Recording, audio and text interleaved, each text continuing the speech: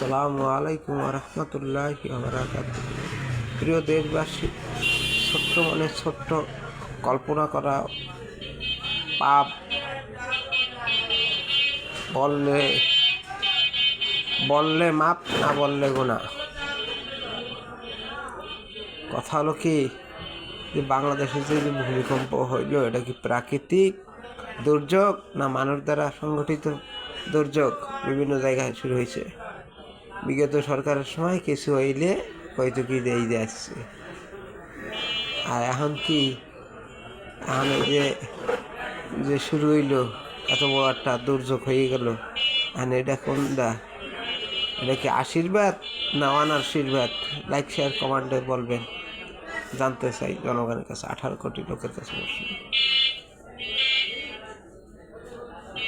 বর্তমানে কি আশীর্বাদ না অনাশীর্বাদ? আর এটা কি ঘটলো প্রাকৃতিক না ইরান অমুক তমুক দেশে অমুক জায়গার জাহাজ তমুক জাহাজ? এই ধরনের কোনো এখন লাইক শেয়ার কমেন্ট 18 কোটি লোকের কাছে প্রশ্ন, তারা